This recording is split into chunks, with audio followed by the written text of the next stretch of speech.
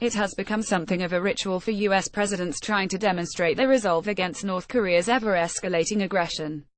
Beginning with Dwight Eisenhower's visit to the front lines of wartime Korea, U.S. leaders have traveled to the barbed and demilitarized zone dividing the Korean peninsula, peering across the barren north through binoculars, hearing broadcast propaganda, and reaffirming their commitment to standing with the South. After leaving the possibility of the visit dangling, the White House announced definitively Tuesday that President Donald Trump would not be following in their footsteps and will be foregoing a visit to the DMZ as he sets out on his maiden Asia trip.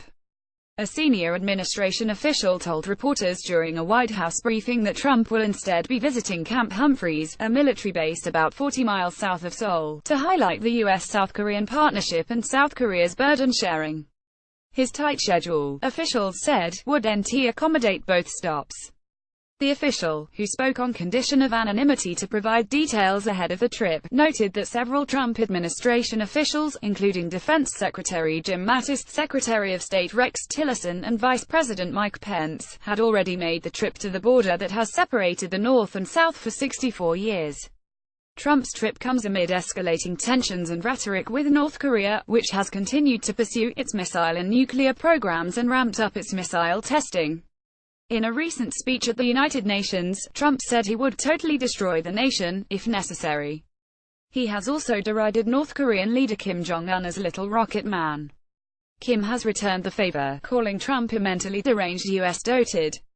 The White House has played down the notion that its hesitation to send Trump to the DMZ stemmed from security concerns. But two people familiar with the administration's thinking said that security issues had been discussed. The Secret Service, which advises on the president's itinerary, did not immediately respond to a request for comment on its recommendations. U.S. and South Korean officials also argued that a visit to Camp Humphreys, also known as United States Army Garrison Humphreys, at the invitation of South Korean President Moon Jae-in, serves as a fitting symbol of the country's ties and South Korea's commitment to contributing to its own defense, a theme the president often pressed during his campaign. Some experts on the region also breathed a sigh of relief, arguing the trip could have further inflamed tensions between Trump and Kim. "I would probably be begging him not to go. No Secret Service likes to," said Dean Cheng, a China expert with the Heritage Foundation. He said that, given the recent exchange of words between Kim and Trump, a visit was probably more fraught with risk than your average presidential visit. Others pointed to the symbolism of the president's visit to the base.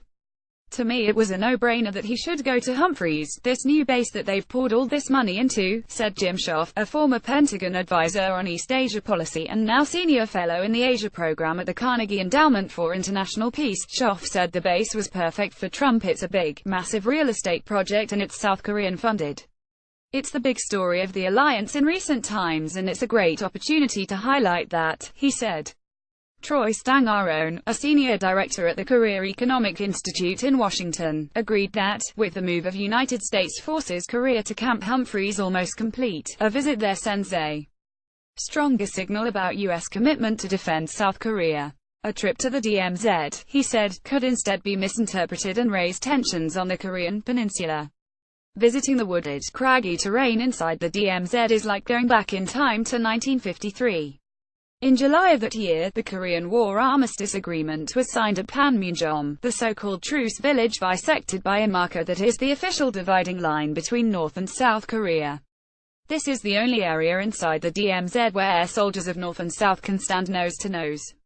In 1983, Ronald Reagan became first U.S. president to enter the DMZ, with South Korean artillery gunners standing poised to fire if necessary to protect him, and every president, barring one, has made the trip since. Trump's predecessor, Barack Obama, visited during a 2012 trip to Seoul and told troops stationed at the border that the contrast between South Korea and North Korea could not be clearer, could not be starker, both in terms of freedom but also in terms of prosperity. In 1993, Bill Clinton stood closer to North Korean territory than any Western leader, walking out on the Bridge of No Return and looking through binoculars at North Koreans about 50 yards away. He later recalled seeing young North Korean soldiers looking back at him and thinking, "I wish you could walk over this bridge and I hope it won't be long until you can, until we put down the threat of nuclear war and open up the hand of friendship." Pence said his visit earlier this year let North Koreans see our resolve in my face. But Evans Revere, a former senior State Department official for East Asia, said that he was disappointed by Trump's decision. He said a visit would have helped the president understand the human toll of any potential military action and see for himself just how close Seoul is to the border. By not visiting the DMZ, President Trump can only remind our allies, once again, that he does not view our alliance commitments in the same way as did every one of his predecessors, he said. Associated Press national security writer Robert Burns contributed to this report.